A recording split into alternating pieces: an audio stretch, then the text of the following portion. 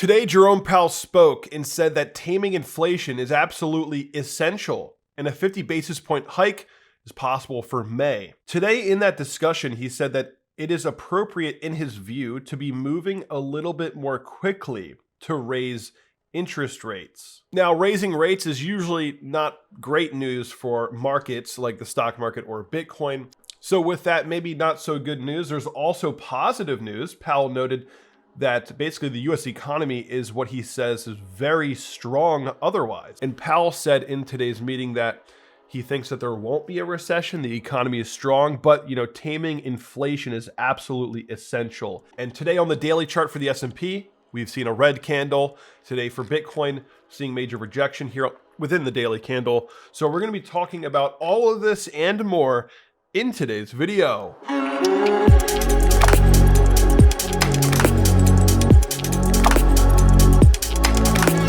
What is up, guys? Welcome back to the channel. My name is Kevin Svenson, and today we're going to be discussing the price of Bitcoin. So today I realized that, well, it's been nearly 7 days since I made my last video.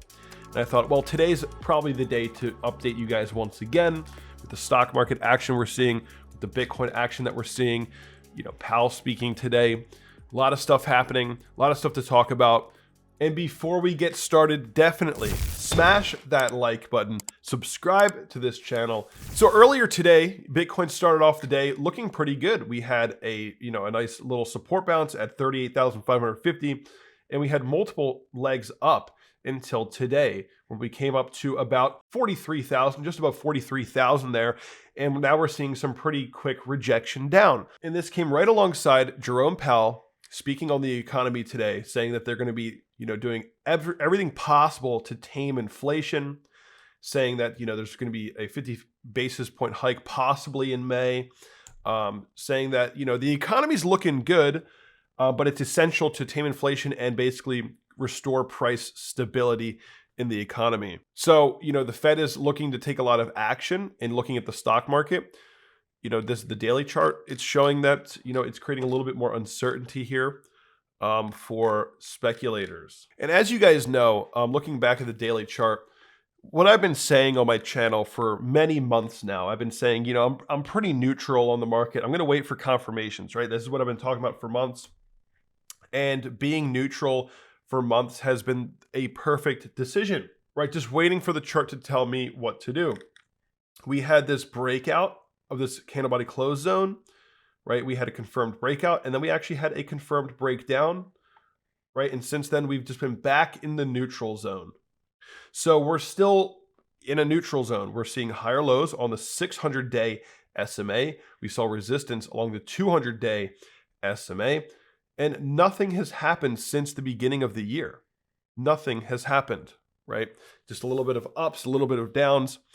But today we got the Fed news. And like I've been saying on my channel, there's definitely some downside risk. We've been talking about the downside risk, how there was weakness showing with the failed breakout, how the weekly RSI is showing that there is room to move down before we truly find a, macro bottom. That's kind of what I've been talking about on my channel.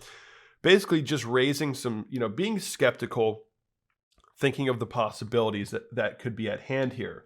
So if Bitcoin does end up falling below the 600-day SMA and closing dailies below it, that would be one indicator that the trend is possibly shifting to, medium term down before we find a true macro low somewhere, at lower prices. Of course, if Bitcoin ends up finding support and rallying and breaking up above the 200-day SMA, then the picture is completely different. But we're much closer to the support line than we are, our resistance line, right? So we're closer to a breakdown than we are a breakout. So it's worth discussing all of these ideas. Bitcoin right now, looking at the 3-day chart, we're riding along that 200 SMA on the 3-day, which is right before where we broke down in 2018. So basically, the price structure is different than 2018, but the point is we're catching up with the long-term moving averages, right? When you catch up the long-term moving averages, it basically shows that the trend is either dying down or about to shift if you do end up crossing down below them, right? So But of course, it's really all up to the stock market, in my opinion, and it's also really all up to the US dollar index. This is the monthly chart for the DXY, the US dollar index. And what we can see on the monthly chart for the US dollar index is that it's coming up to resistance here, right? It's coming up to a potential resistance, but it also has momentum. It is almost in a sort of like parabolic trend up on the monthly here. So the DXY is coming up on a potential resistance, but it also has momentum. And this is very, a very important moment for us, as investors, whether you're trading stocks or crypto, because what you would want essentially is the DXY to reject this zone and just come down, right? Because then we would likely have a bull market. Right? So let me just bring up, Bitcoin here and just show you basically usually what happens, right? When the DXY is coming down, Bitcoin's going parabolic, right? When the DXY is coming back up, Bitcoin's going down. Look over here, the current trend, when the DXY is coming down, Bitcoin's going up. Now the DXY is coming back up and Bitcoin's sort of, resting on this, this sideways range here. So if the DXY ends up breaking above this resistance, right? Everyone's expecting that it's just going to reject, but I'm keeping my mind open. If it does break out, Bitcoin's going to likely have a downtrend, right? And it would basically be a macro cool off period. This is possible. This is what I'm looking out for now. I think it's a potential. It really all rides on the DXY. How is the DXY going to fare at this resistance? It's pretty clear. Rejection, we go back up. A breakout for the DXY, we cool off, right? That's usually just how this goes. So that is I'm waiting for confirmations. I'm waiting for confirmations of, closes below moving averages. I'm waiting for confirmations of actual lower lows or actual higher highs. Right now, it's just sideways. There's no way to tell where we're going as long as we're going sideways. So we're waiting for confirmation. Another thing I want to bring up is the Bitcoin price growth for multiple metrics here. We can start with Bitcoin price growth since the market cycle low. Since the market cycle low, Bitcoin currently has actually topped out here at the exact same point just about since market cycle low as 2017. Currently from low to market cycle top, the current top, we have perfectly ended this cycle to the top with 2017 if we do in fact break down. Bitcoin days since the halving. This top, 9K top, came in just after the 2018 top. So the timing of this cycle and the last cycle currently is nearly the same. It's nearly almost identical in terms of timing as 2017. The structure is different. The price action is different. The way it played out is totally different, but it's all the same in terms of timing. And if you're looking at Bitcoin right now, the way that it's set up, after the halving runs up, then it enters this period where it kind of cools off, doesn't have the necessary momentum to keep going, and it has a cool off zone. After the halving run up, comes down, cool off zone. After the halving run up, possibly cool off zone. I mean, it's pretty standard, pretty typical for Bitcoin to cool off at this point after the halving.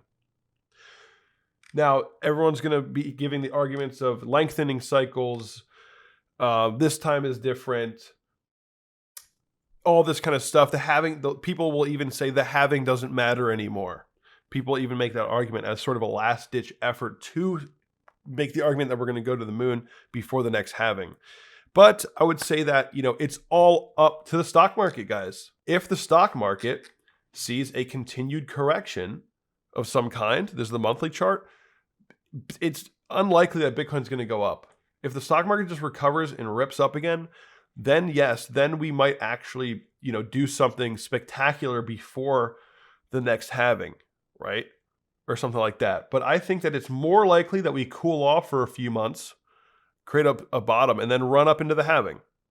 I just think that that's the more likely scenario right now, given that the stock market is forming some kind of possible local top and we are getting a possible, rate hikes coming, right? Being that taming inflation is absolutely essential to the Fed right now. This is kind of just what it's saying. But again, a lot of what I'm saying is just my opinion and should be taken with a grain of salt. And that really we just have to wait for confirmation, right? It's not about our opinions. Our opinions don't matter. It's what is the chart doing? What's happening?